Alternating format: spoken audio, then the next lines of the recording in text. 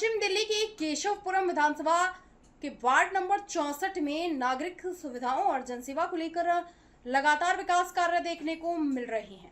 Bharatiya Janata party के निगम पार्षद योगेश वर्मा अपने क्षेत्र में स्वच्छता, सड़क निर्माण, गलियों की सुधार, पार्कों के सुंदरीकरण और स्ट्रीट लाइट जैसी मूलभूत सुविधाओं को बेहतर बनाने के लिए सक्रिय भूमिका निभा रहे हैं।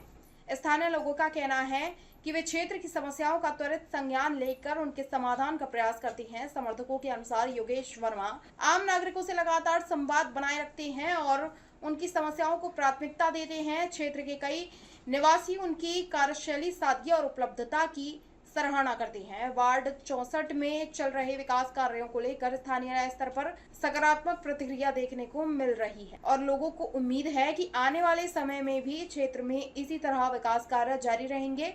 केशवपुरम के इस बदलते स्वरूप विकास कार्यों और हर जमीनी हकीकत से आप देख रहे हैं एबीपी न्यूज की ग्राउंड रिपोर्ट शाहिद वसीम खान के साथ, नई दिल्ली।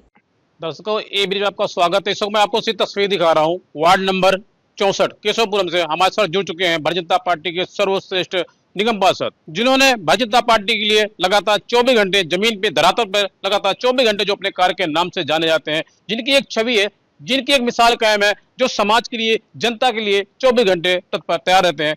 स्वागत आपका एबीपी चैनल में। हमने अपने एबीपी चैनल में सर्वे किया तो केशवपुरम वार्ड नंबर 64 के अंदर आपकी एक मिसाल कायम है।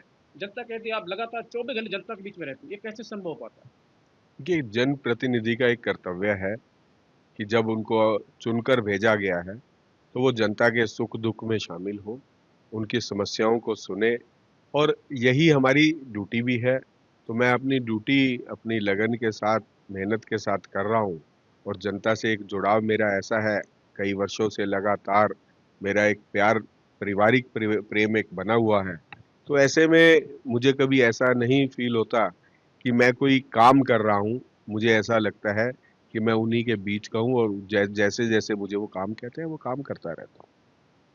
देखो जी, मेरा आपसे कोई खास सवाल है। दिल्ली की पहली ऐसी मुख्यमंत्री रेखा गुप्ता जी जो 2 बजे रात को रोड पर होती है, सड़क पर होते हैं, क्या कुछ कहना चाहेंगे आप? देखिए, भारतीय जनता पार्टी का प्रत्येक कार्यकर्ता देश के प्रधानमंत्री मोदी जी से प्रेरणा लेता है और दिल्ली की मुख्यमंत्री आज साकार रूप से, बड़े अच्छे से दिल्ली की जनता की सेवा कर रही है।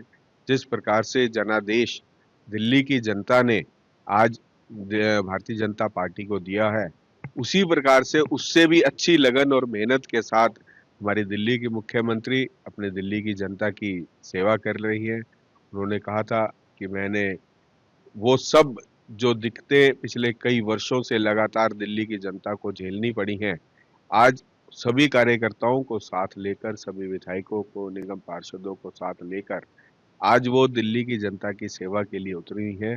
तो ये केवल और केवल ये भारतीय जनता पार्टी का है कि हम लोग अपने जो क्षेत्र की या जनता की जो सेवा है, अगर नहीं करेंगे तो हम उनके साथ एक विश्वासघात करेंगे।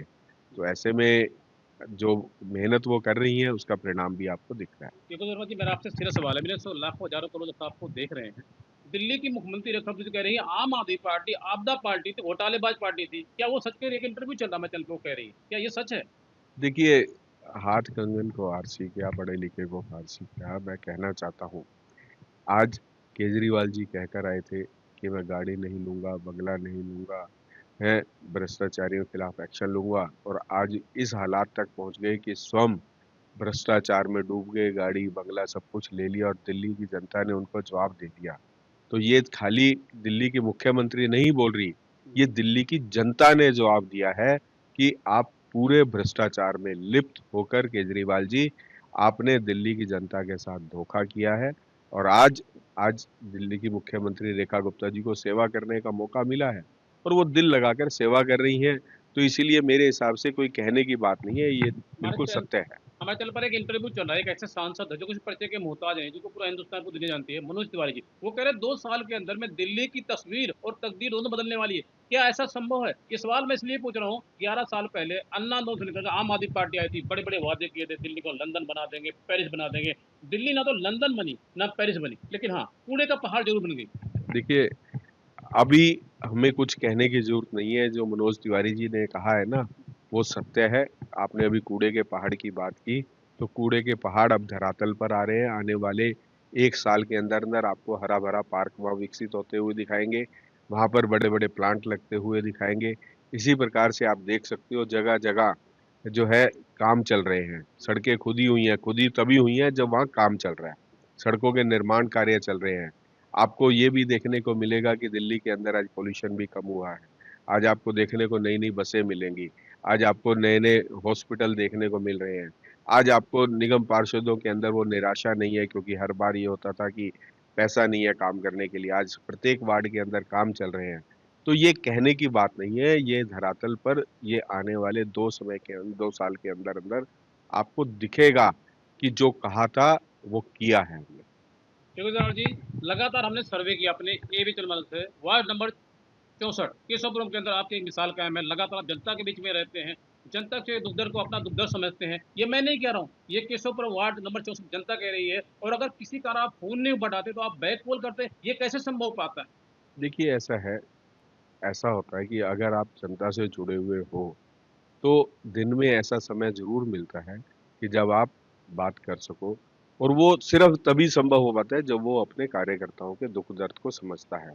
मुझे मालूम है कोई कार्यकर्ता मुझे वैसे खुशी हालचाल पूछने के लिए तो फ़ोन नहीं करेगा, उसको कोई मजबूरी होगी, कोई परेशानी हुई होगी या मेरी ज़रूरत महसूस हुई होगी तो वो मुझे फ़ोन करेगा बधाई देने, और वैसे तो कभी भी आ जाते हैं मुझे। लेकिन जब काम ज़रूरत पड़ती है, और सच्चा प्रतिनिधि भी वही होता है कि कोई व्यक्ति अगर मजबूरी में फ़ोन करे, तो अगर आप नहीं भी उठा पाए तो मैं देखता हूँ कि मेरे फ़ोन लिस्ट के अंदर कितनी लाल लाल कॉल है, red call means missed call.